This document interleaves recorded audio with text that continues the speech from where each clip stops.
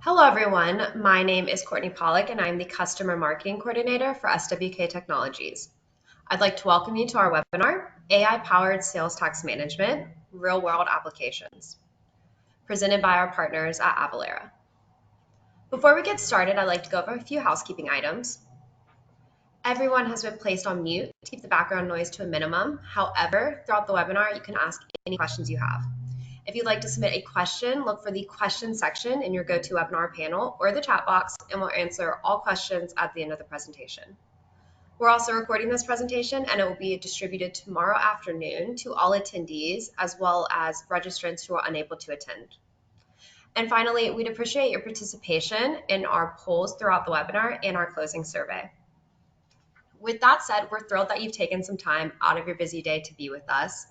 SWK is here to help you fulfill your vision of a smarter and easier way to run your business by providing you with tools, support, software, and industry knowledge whenever you need it. So whether you're here to explore a new solution or you're just here to learn, we'd like to encourage you to ask any questions you have. And lastly, as a quick reminder, SWK is constantly sharing important updates and software tips and tricks on our social media channels. You can follow us on Twitter, LinkedIn, Facebook, or YouTube to get more content like this and so you don't miss out. Okay, let's get on with the main event. Before we dive into the real-world applications of AI for sales tax, I'd like to introduce you to today's speakers from Avalara: Visu Subramanian, Kel Kelly, and Lisa Cunningham. Visu is the Senior Vice President of Engineering that leads the content and AI/ML teams for Avalara. Kel is the GM of Tax Exemptions, IRS Forms, and Tax Research Product, and he has been at Avalara for over 10 years. And lastly, Lisa is the Senior Product Manager working on the Exemption Certificate Management Platform, and she's always looking for cool ways to automate processes for our customers. I'd like to thank each of them for taking time out of their busy schedules to share their expertise with us today. So let's quickly review what we're going to be covering today before we dive in. So what is artificial intelligence and machine learning? The speed of adoption, what AI means specifically for finance, accounting, and e-commerce, and AI at Avalara. And as we dive into this subject, we just want to start by, asking everyone in the audience how familiar you are with AI in the finance, accounting, and e-commerce space. So that poll should be launching on your screen right now. And are you extremely familiar? Is this, something that you've researched in detail? Do you know a little bit about AI and the current use cases that are out there? Or you're not at all familiar and you're here to find out everything? And if that's the case for you, you're in the right place today. So thank you to everyone who's answered so far. We're going to leave this poll open for just a couple more seconds, and then I'll pass it over to our presenters to get into the subject matter. Okay, we're going to close out this poll.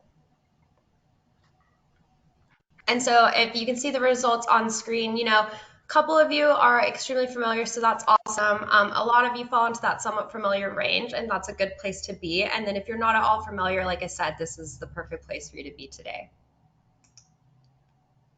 So I'm going to pass things over to Vishnu now to get us started. And we're going to dive into artificial intelligence and machine learning. Thank you, Courtney. Hi, everyone. Very glad to be here. We're going to talk about AI. And way back when the computers first came in, it seemed like that itself is a magical device. And a lot of things that we're doing today is run by software. The software has come a lot along since this old computer was first introduced. Now we are looking at the age of AI. Bill Gates recently said the age of AI has begun, and there has been big improvements in AI that's completely changing the landscape as we know. And what we know today, the so-called pre-AI period, is going to seem distant as this old computer.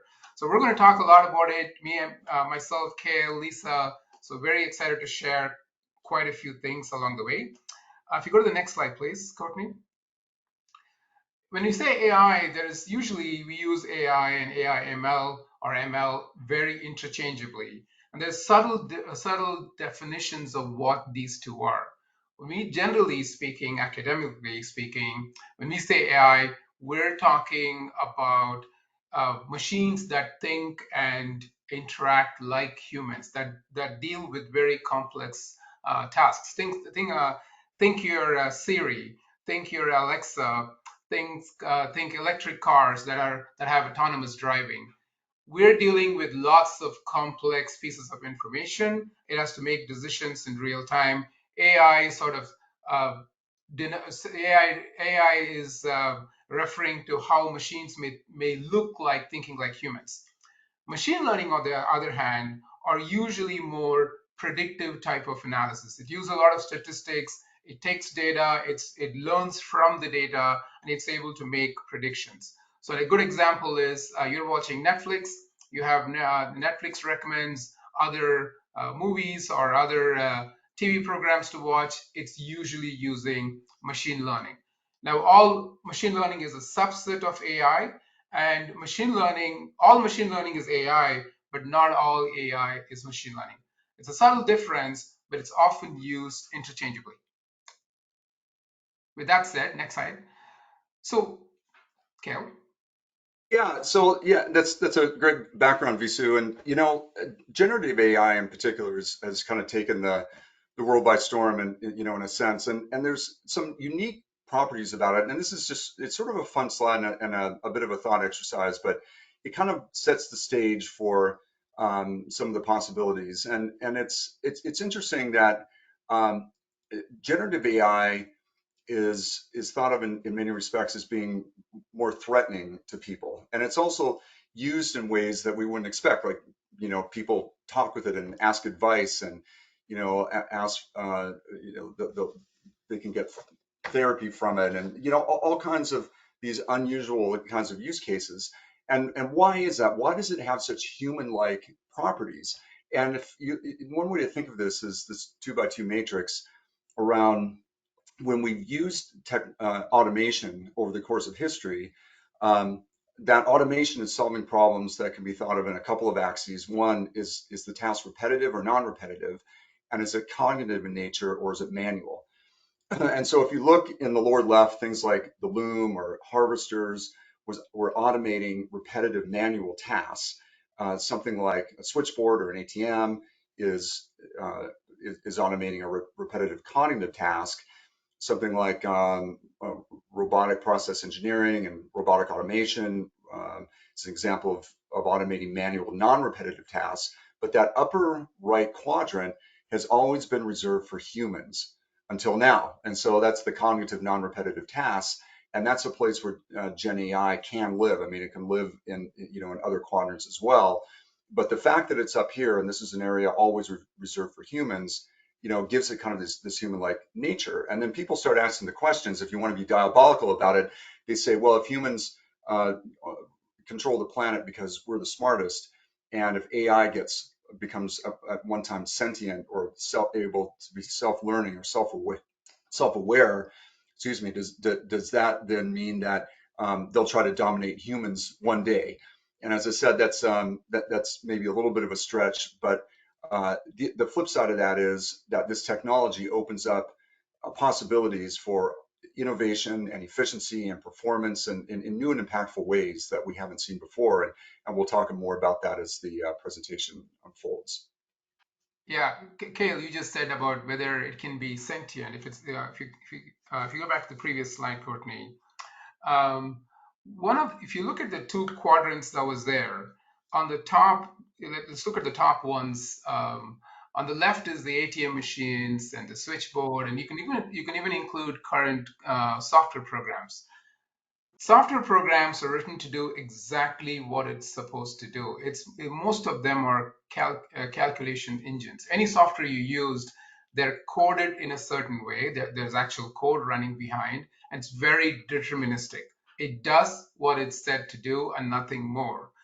So if there is a problem with the software, usually it's the code. The code is not working because it only follows instructions. They're all logical calculating machines. Now we're moving into the generative AI space. Here, things get a little bit more fuzzy because now the generative AI generative AI programs can quote unquote think. They can do creative endeavors. You can ask it to do this, and you can't always predict what it does. It can do. It will start giving hints of creativity, hints of flair. And if you've used ChatGPT by this time, you would see a lot of that is happening. And that's where we start saying, is it really thinking? There's more to it than just thinking. It's still very statistical, but it does have a better sense of itself and better sense of the world around, better sense of what it's all trained. And that starts now. We're going into the generative AI phase where it's more than what it was coded to. It can learn from things that it's seen. So with that, if you go to the next slide now. So way back when in 1985, Steve Jobs actually said this. This was at the very initial times where the first Apple computers were coming, and he was asked about what does he actually dream about what computers can do. And what he's saying here is it'd be great at one point we're able to talk to a computer and talk to it as if it is the philosopher Aristotle. And it can have the essence of Aristotle and talk to you like Aristotle would, with all the knowledge and experience Aristotle had. That was what he said was a dream of a computer can do. Today, we're starting to see hints of it. If you actually go to ChatGPT and ask it to behave and talk like Aristotle, you might have a reasonably good conversation in ChatGPT with an Aristotle imbued AI, and that's what things are starting to become like. And we'll see more of what we're doing around some of these capabilities. But it's not perfect, but you can see the shift in AI is going on quite dramatically, where we're starting to converse with computers that seem to know a lot of knowledge. Next slide, please.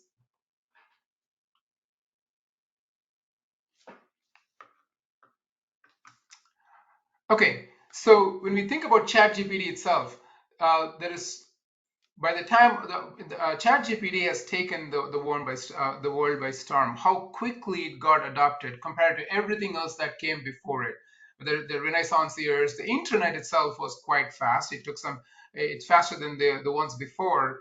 But when ChatGPT came, it almost democratized the access of such powerful AI. It was available for anyone, and it is available in a way that you don't need to code. You don't need to know special type of language and commands to talk to it. You talk to it like a human, and it's picked on very, very quickly. And there's a reason for it. The underlying technologies, the underlying computation power is now more available than ever, and we're going to see a lot of impacts due to that. Next slide. Yeah, so let's pivot a little bit and talk about what AI means for finance, accounting, and e-commerce. And so I think it's helpful to be able to get some frameworks. And one of the frameworks that I've really kind of looked to are those by Gartner, our research firm and consultancy.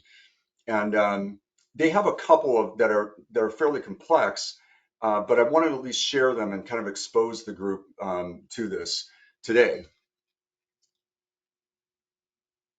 So let's start with the first one. The first one is what Gartner refers to as autonomous finance. And autonomous finance, that you see there's the process of these activities that are governed and majority operated by self-learning software agents that optimize front, middle, and back office operations. So what it's really saying is that they're using AI. There are processes that can be applied in finance that go beyond the automation that we have today. So AI will enable finance to do more complex tasks without human involvement, and in many cases recommend to humans what they should be doing. And so data is that foundation, but you can think of this autonomous finance as sort of this flywheel effect, where you have a great deal of data and you use things like virtual agents and coaches and various AI-enabled technologies, and those surface new insights and new capabilities, and they automate routine tasks, and that sort of becomes, again, this kind of self-perpetuating, flywheel kind of a kind of effect. And so what that enables finance and accounting departments to do is to be able to shift from being, what Gartner refers to as operational data experts that are kind of doing these, either more routine tasks or tasks that take some period of time, and really start becoming decision experts across a wide range of functions. So Gartner's vision is that finance becomes a stronger partner to the business and becomes more involved in these strategic decisions, things like commercial decisions, like what should the discounting strategy be, the promotion strategy, strategies around product design, how to optimize things like where to invest in the business, which vendors to select, where to invest headcount, which projects need to be rationalized, and so on. And in doing that, finance just becomes much more impactful. And those real-time insights then impact strategy and in a way that they haven't had previously. And Gartner expects that 2/3 of CFOs expect to be autonomous, within 6 years. And so I think some of this concept is interesting in that Gartner is having a lot of these conversations with Fortune 500 and Fortune 1000 CFOs, finance executives, heads of accounting, and so forth. And eventually, to the extent that we are, or they're key stakeholders of ours, is the office of the CFO, that's going to start to impact what their expectations are of their partners and vendors. And I suspect there'll be questions around how do you impact, or what are your recommendations for our AI strategy, and so forth. So that's one concept. The next concept is what they refer to as composable finance. And composable finance is kind of the execution arm of autonomous finance. So it kind of gets into, all right, what are the implications around the tech stack? And the primary premise here that Gartner's putting forward is that you need a tech stack that is modular. And this idea of investing in a kind of a big platform and standardizing on a platform is not going to give you enough agility, because things change too quickly. And so it used to be that maybe a company would look at where they are today, and they come up with a long list of requirements, purchase an ERP system, and the idea was that that's going to be the hub of kind of all the business functions, and that maybe it would sustain the business for 8 to 10 years. And Gartner is saying that they're not throwing that concept away. They do believe that what they see as a pyramid where there are core platforms that are standardized, but that leaning in too much that way, and kind of maybe previous ways that we've thought about these platforms, just doesn't allow us to take into consideration change. So what they recommend is to have these modular technologies, and then from a process standpoint, start thinking about the business outcomes. What does finance need to do? How do they fit in? And what are the applications that are needed that still allow that agility and that change over time? So again, kind of complex, nuanced concepts. I wanted to at least expose this group to this and say, hey, if you're interested in learning more, do some research on Gartner's thought processes around these, because I think it's this kind of thought that we're going to start seeing amongst the CFO audience as we move forward. If we think about the impact that AI has, there's kind of two buckets, and that's around operational efficiency and strategic impact. And so on the operational efficiency side, it's pretty self-explanatory. AI can have a dramatic impact in reducing cost simply by further automation and automating in unique ways. And then again, Gartner would recommend that if you look at the workflows that have the most volume, point AI as a solution to those workflows, you're going to get the highest ROI. But the other side, beyond just efficiency and reducing costs, is being able to accelerate workflows. And so imagine in the world of finance and accounting, being able to close the books, the quarterly or monthly books in 2 days, as opposed to 6, 8, 10 days or 2 weeks, or imagine the annual planning cycle being reduced from months to weeks by applying AI, or using it to drive down day sales outstanding, for instance, things along that line. On the other end of the spectrum is strategic impact. And the idea here is that using AI will enable finance and accounting to surface insights and provide faster and more unique analyses. And so in doing so, again, harkens back to the previous slide, finance can influence more decisions around the business, everything from products to geographies, where to invest, where to launch new products, whether to launch new products, how to optimize the supply chain, how to best manage inventory, and so on and so forth. And the ultimate goal then is to enable finance and accounting to essentially be a better partner and a more impactful partner to the business. So let's take this down another level and look at some specific areas where potentially generative AI specifically can make an impact in finance, accounting, and tax. And this is a bit of a laundry list, but again, I think it's a great food for thought kind of slide. This is from Deloitte, and I'm not going to go through this whole list, but if we look at just a couple of areas in strategic finance, for instance, using generative AI or AI in general to generate scenarios, summarize, and draw initial conclusion around capital optimization, which is a pretty complex topic. In FP&A, it can be around being able to create the first version of plans and forecasts, and then have recommended budgets and model and so forth. On controllership and transactional finance, there are a lot of things that can be done to automate basic tasks, data entry and reconciliations, having generative AI review contracts and again, pull out kind of key areas or flag key areas. And there's a whole list there that again is much on the operational side. Certainly, we can make have an impact in treasury, so being able to advise on the optimal mix for liquidity, for instance. And if we think that isn't a real issue, I mean, you look at what happened to Silicon Valley Bank and some regional banks. Could AI have made a difference there? We'll never know, but it's an interesting idea. We'll talk about tax and the impact that tax can have. Over in investor relations, they called out one that I think is interesting, being able to predict analyst questions and prepare responses. So you almost get into, again, more of a human-to-human coaching capability for generative AI. So some interesting food for thought there. The next thing that I wanted to do is come up with, share some real life examples of where AI and some different versions of AI are making an impact. And I didn't find one, and they may be out there, but I don't know of them.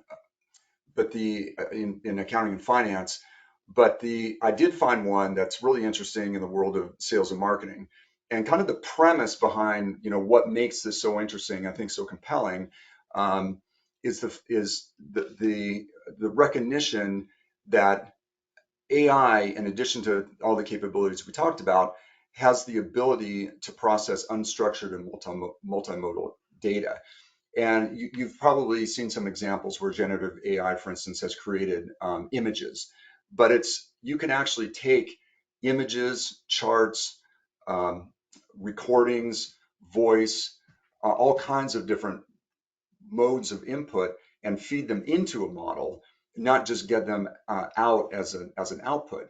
And so this company, Mankudu, it's a really sharp company. If we can go back to the really sharp company in the marketing analytics, predictive modeling, and data space.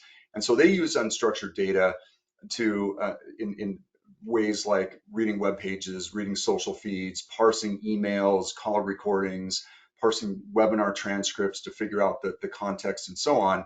And I'm going to give you 3 examples and these are real life examples, and I'll try to tie it back to accounting and finance. So granted, this is not a sales and marketing, presentation, but I think there's some interesting implications.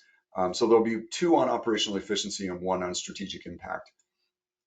So let's start with the first one, and this is Mankudu using what's referred to as a co-pilot. So the co-pilot is making recommendations to a sales rep about how they should start their day and high priority tasks for them. So the co-pilot says at the top, hey, good morning, Hayden, here's some people that you think you should reach out to. And it comes up with recommendations. And the recommendations are down in the kind of blown out in the box on the left. And the first one is to call Natasha and mention that we can help her with her MOPS, that's marketing operations hire. So Natasha is a customer or prospect, and the co-pilot recognizes that it's important to build goodwill with prospects. So this is actually a pretty complex concept. The co-pilot isn't saying, go call Natasha and try to sell them something. The co-pilot is saying, I noticed this job opening. If you have a recommendation, that's going to create goodwill with this prospect that you ultimately want to sell to. So that's the recommendation. The second one is that the co-pilot noticed some LinkedIn postings, and this prospect or customer named Brent left a comment on someone else's post, but it ties into what this sales rep wants to talk to Brent about. So it's making a recommendation to acknowledge this post and have a conversation about how they can increase sales efficiency. And the third one is that this co-pilot heard a call recording that Hayden, the rep, had with a prospect or customer named Brian, and Brian asked for a follow-up in Q2. And so again, this is the co-pilot is surfacing this for the sales rep. And could the sales rep have, marked something in their calendar or had a task set themselves, perhaps, but perhaps they would have missed that. So again, if you kind of apply this logic to accounting and finance, imagine that there's a co-pilot in collections, for instance, that surfaces the highest priority accounts that could be based on any number of things like previous payment history, past success in collecting, the industry, the economic trends of that industry, and so forth. Or when accounting is getting ready for an end of month or end of quarter close, imagine that an AP or AR analyst has recommendations for steps that they should take to smooth out that close or make it faster, or recommendations to an AP manager about how to best stretch cash flow and which accounts that are to work in terms of billing, things along that line. So that's one example. The second one is interesting. It gets into workflows. And so in this one, again, it is a live example. In this case, there's the Magkudu AI said, hey, we found an opportunity to improve your setup. And so they post this message, this window that says, looking at your MQL flow, so that's marketing qualified leads, it seems like you might be missing out on some high potential leads. For instance, it seems like, and there's this description of this segment of prospects have performed well in the past 6 months, but you have a business rule that excludes them from the MQL pool. And so it says, hey, I've gone ahead and updated a version of the flow. And then they have some recommendations about what the person should do next to validate that this is something that they really want to do. And then they further say, if you're okay with this, just hit this button and they'll make all the changes in the back end. So again, pretty interesting. If you think about some of the workflows, again, in AR, AP, Treasury, FP&A, any number of areas that we saw a couple slides back, if a coach can make recommendations about how those processes can be improved, I think it's pretty compelling. And the last one I can really relate to. I was a marketing leader for a number of years, and this is a real scenario with a chief marketing officer. And the scenario is that this chief marketing officer is using a go-to-market strategy called PLG, or product-led growth. And the reputation around product-led growth strategy is that it's great for, and it's using things like offering free trials and freemium models and trying to get a bunch of users on a product and then trying to upsell them. And that reputation is, well, that works pretty well for smaller companies, but larger companies don't engage in those trials, and it's just not that effective. And so the CMO was challenged by the board of directors around, hey, is this strategy working? Is it bringing in large enterprise accounts? So Magkudu has an AI agent called Coda, and they describe it as a personal data analyst. And it says that, so the CMO just typed in, Claire is the CMO, The board is challenging the fact that our PLG motion is driving our enterprise motion. Are we sourcing enterprise deals from our PLG base? And pose that question. And so Coda immediately responded with 13 different analyses and some over on the right, some different ways to maybe view that answer. And if we think about that situation, what would have happened without this, generative chat? It probably would have been some sort of fire drill where analysts would have been pulled in, or marketing managers, and people would have run to Salesforce or, Tableau or Power BI or whatever, and done a bunch of analyses, and there'd be a lot of hand wringing and meetings and calls. And this could just nip the whole thing in the bud. I mean, it might not, but if you think about accelerating a workflow or answering a complex question, think about this again in the accounting and finance space. Imagine that a board has a question about how do some of the benchmarks or some of our ratios on our balance sheet compare to other companies. And so you could have an AI agent that is fed all the data from publicly traded companies, like using 10Q and 10K data, and they can answer that question in a really relevant way. And how do their ratios compare? How do they compare around specific geographies or lines of business and so forth? So again, really interesting stuff. A lot of this is hitting the market today. I expect more of it to hit the accounting and finance space. I think it's been a little bit light up to this point, but these kinds of use cases are coming. And now we want to kind of pivot and talk about specifically how Avalara is using AI in our products. And before we do that, I think we have another polling question, right, Courtney? Yes. So we have a quick poll before we, talk about how Avalara is using AI. So we're asking, is your company using AI within finance, accounting, and or e-commerce? So thank you everyone who's participating so far. Not too surprising. I think we're getting a lot of no's right now, but there's a couple yeses out there. So we're going to leave this open for just another second and then we'll keep going.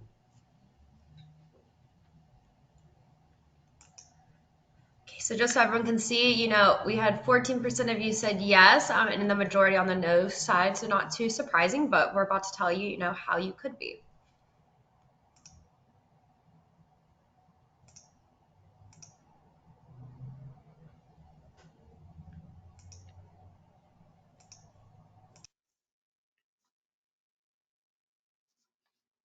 All right. So one of the things that Avalara does is we keep track of lots and lots of compliance content at Avalara. Tax rules, tax rates, returns dates, returns rules, returns forms, e-invoicing mandates, product information, UPCs, different brands, all sorts of information that's necessary in general for e-commerce, but also how do we do compliance? So how do we actually calculate taxes with all this information? How do you file returns? We keep track of lots and lots of this information. And that puts us in a very unique situation, because now if you have this type of data and we keep it maintained, we keep it comprehensive, and it powers all our products. With this, to do good AI, one, you need lots of different types of data, and you need very high quality data. And we're fortunate to have this, and we continue to maintain this. And this content drives a lot of our AI. So if you go to the next slide, we use AI in a variety of places. Kale talked about operational efficiency and strategic impact. We use AI across the entire spectrum. So in this here, on the right, you'll see all the different types of AI techniques we use. On the left, you see different types of applications of that AI. So let's talk about the ones on the left. So we do a lot of things related to classification. So when you use Avatax, our tax engine product, we have to classify a product into a specific tax code, which then determines its taxability and tax rate application and so on. So you could do it by hand, or we would use AI to automatically, looking at a product catalog, map it to a tax code. Similarly, if you're doing cross-border business, cross-border transactions, we have to attach it to something called a harmonic system code, the HS code. And we also use AI to classify a product into the right HS code. And along the way, we deal with lots and lots of unstructured content. Think statutes, laws, notices, and lots of different information. So returns notifications, and so on.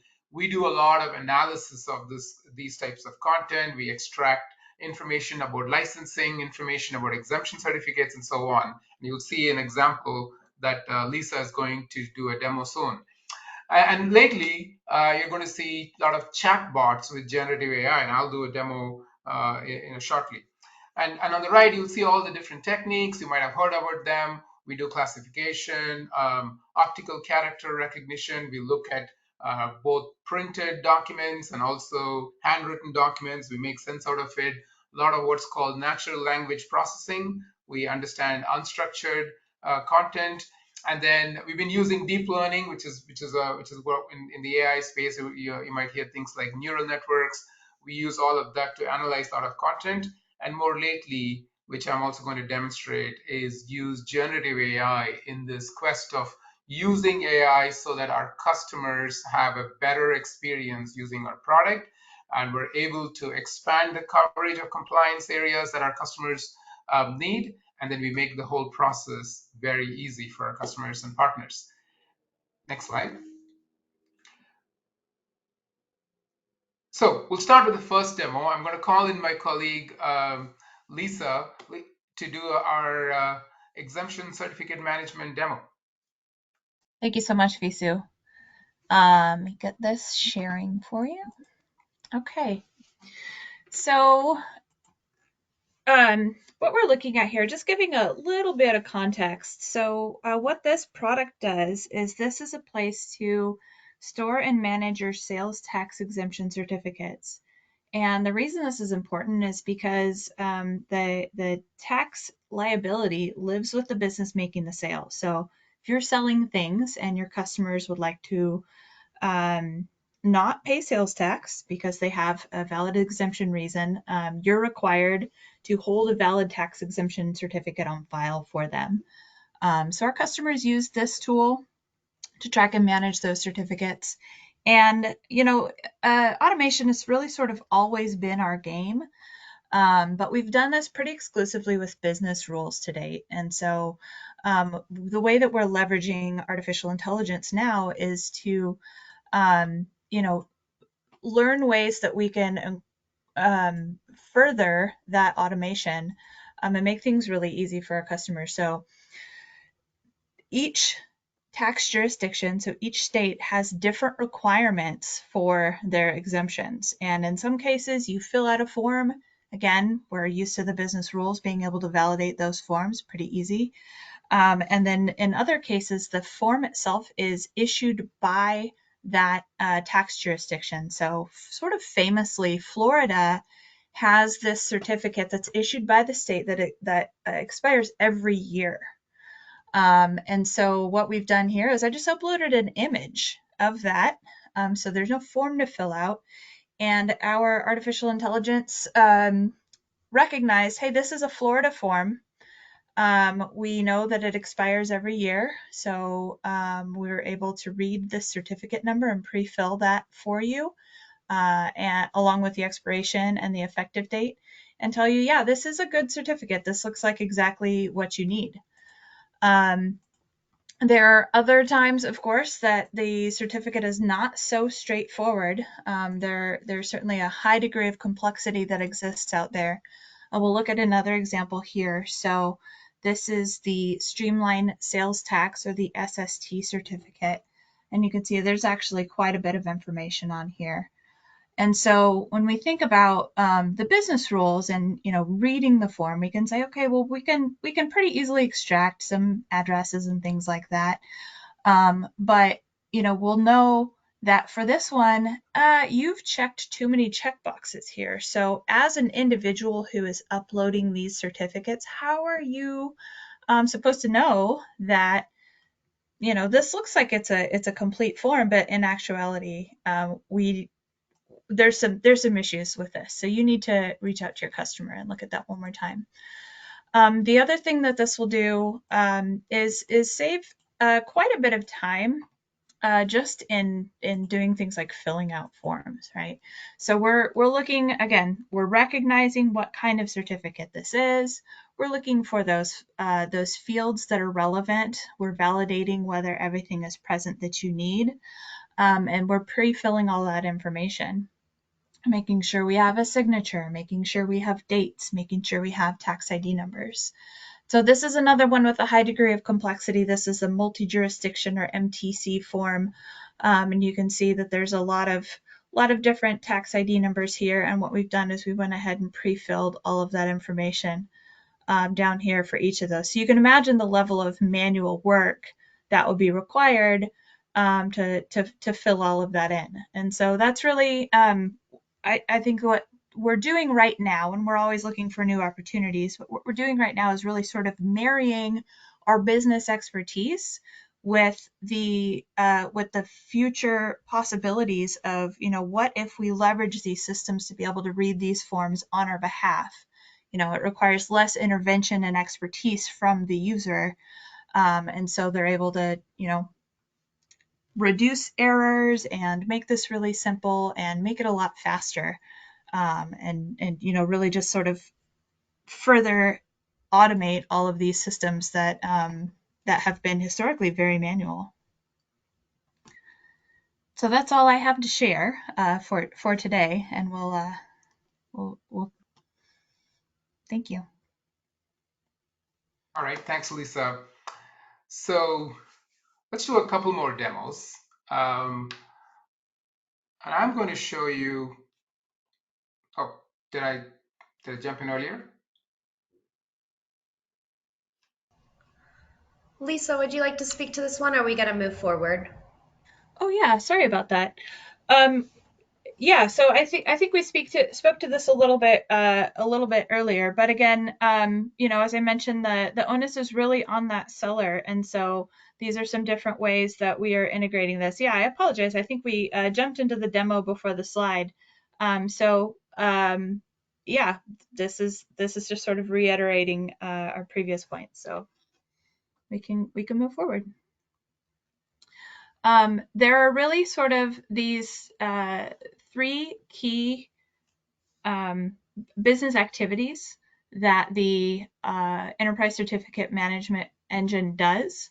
And that's really sort of monitoring, requesting, and validating certificates. So in terms of monitoring, what we, in addition to what we just saw, which is sort of that process of validating the certificates, we'll keep an eye on what you have and understand both the content that you have uploaded, so the certificates that you have on file, that those are accurate and up to date and still relevant.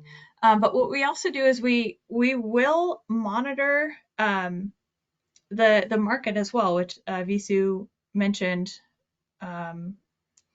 previously, but then also automatically making these calculations and keeping an eye out for changes, and then automatically requesting. So when we know that something is expired or if something has changed, and we know that your customer needs to take action, we've automated that process for you as well. So it would automatically send follow-up requests and then automatically sort of capture all of that. So we're taking as much of those manual processes out of the equation for you as we can, which is ultimately saving time and reducing errors.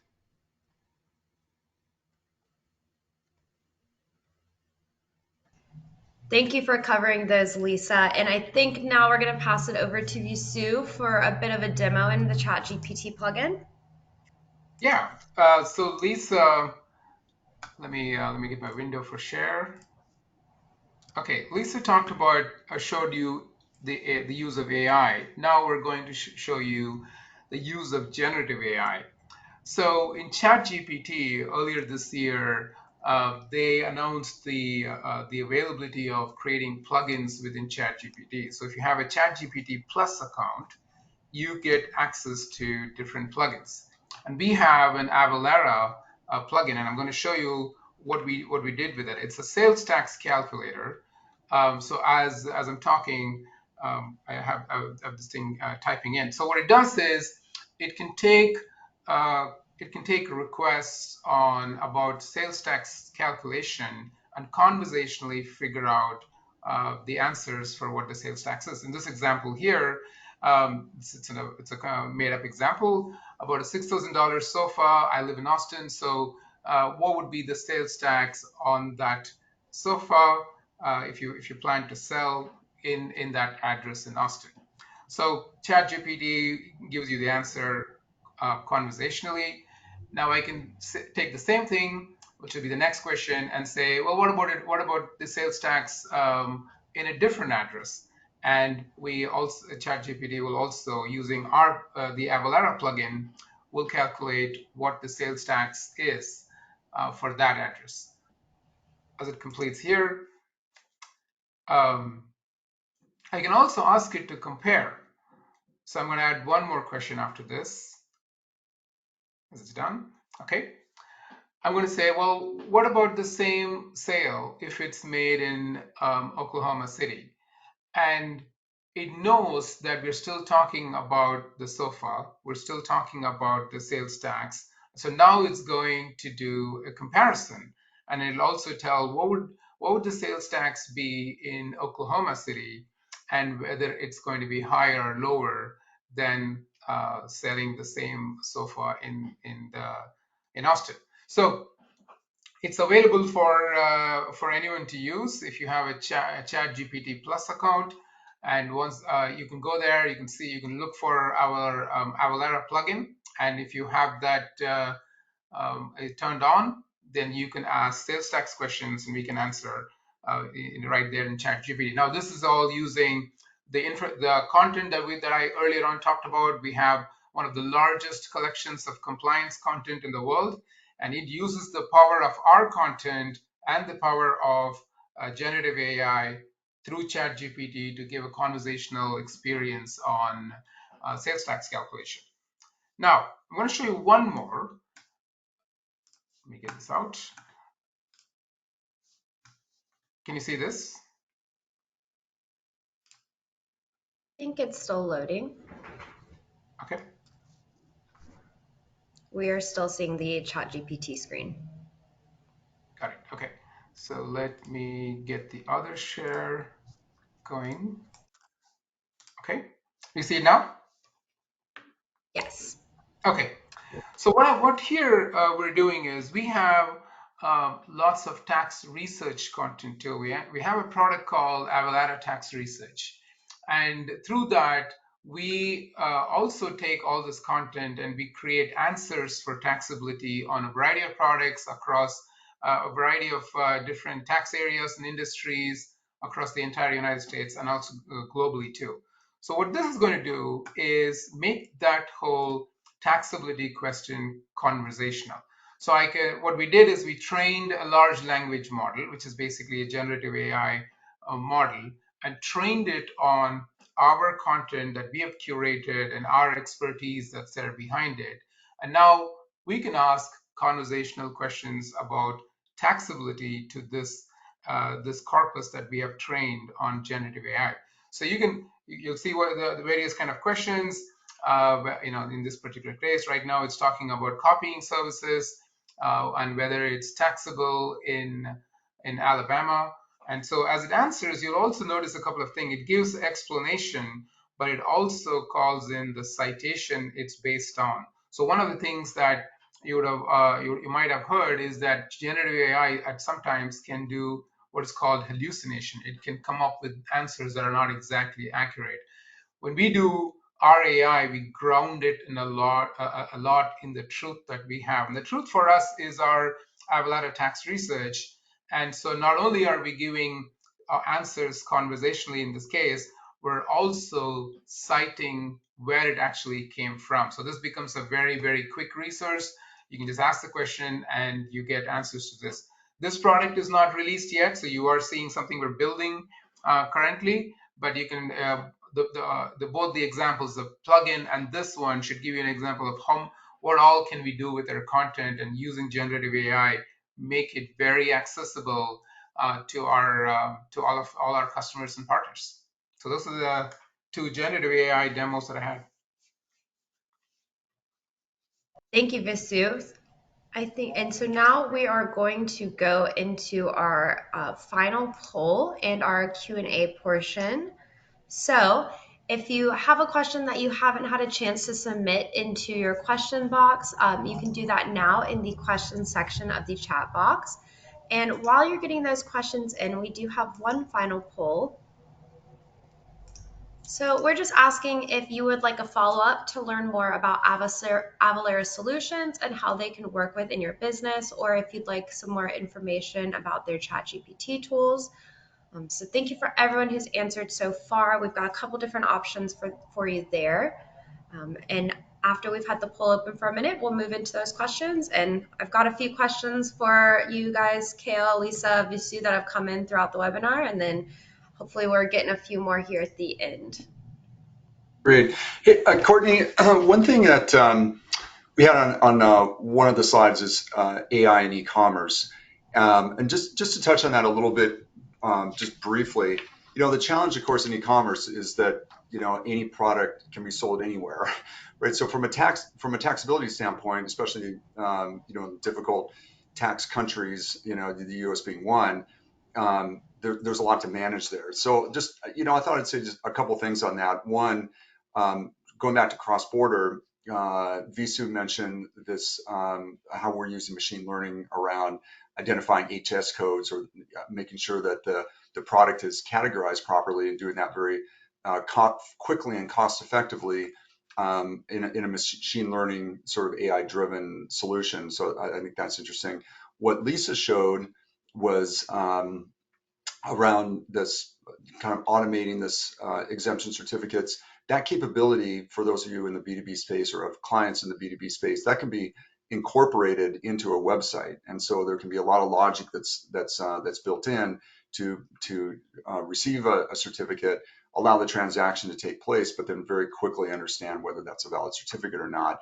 And then, of course, the tax research when you're setting up the e-commerce shopping cart. There's a wide range of questions or data that's available to make sure product taxability is set up correctly, and so on. Then kind of outside of tax, because, if I were an e-commerce company, I would start thinking about the fact that so much of your competitors are, it's data and information that's presented publicly. It's outside the firewall. So you could get some really interesting insights around pricing strategy, for instance. I mean, you could do web scraping, that could wind up in some sort of AI solution to help, impact pricing strategy, promotion strategy, perhaps merchandising strategy, discounting, things along that line. So I think there are some really interesting use cases, both within tax and then outside of tax, where AI can make a real impact. So probably a great topic for a future webinar to really dive deep in there. But that was a topic that we talked about a little bit going into the presentation. So I wanted to share a few thoughts on it. Yes, thank you. That's some great additional information. And like you said, I think it could be a whole other discussion. And so we're going to dive into our first question that we've had come in from the audience. So feel free, any of my presenters, to answer. So referring to the Avalara plugin with ChatGPT, can anyone use the tax rate plugin? And if so, how can we cover again how they would access that? Yeah, anyone can. But you need to have what's called a ChatGPT Plus account, and this is something ChatGPT or OpenAI, the company behind it, has only exposed the plugins if you have a ChatGPT Plus account. And I think it's to have a ChatGPT Plus account, it's $20 per month. But if you have that, you should find our plugin and you should be able to use it. Great, thank you. Our next question is, are the taxability decisions in the Avalara plugin limited to a date like ChatGPT, which limits its information to 2021? or is the information in the Avalara plugin more recent? It is. It is more recent. It is as current as we have. So what actually happens is ChatGPT simply takes your question, but the question actually comes to us, and it is using our data, and our data is as current as it can be. Yeah, and just to build on that a little bit, one thing that actually we take a great deal of pride in on the VC talked about the tax research product. All of the data in our all of our content is highly curated, and so everything in the tax research product, for instance, is verified every day through a combination of web scraping and humans. And so what Visu talked about hallucinations not happening, and hallucinations happen, in particular when you have this very diverse data set, and let's look at the public internet, where there are this wide range of points of view and data points on this huge number of topics. Avalara is on the other end of the spectrum, where this is a highly curated and incredibly accurate data set. So that's it's very, not only is it very much up to date, but yeah, it's accurate as well. Wonderful. That is great to hear. And so I think unless we have a last minute submission, that is going to conclude our Q&A portion. And as promised, we're not going to keep you past an hour. So thank you to everyone that's taken a little bit of time out of their day to be with us on this webinar. We hope you found it insightful. And also thank you again to my presenters for taking the time to share this information with us and being here today. So we hope everyone has a wonderful rest of your day. If you want more information, let us know in the follow-up survey, or you can reach out to your SWK rep or reach us at info@swktech.com. And thank you all. Thank you, Courtney, and thank you, SWK, for being a great partner of ours. And thank you, everyone in the audience, for attending. Thanks, everyone.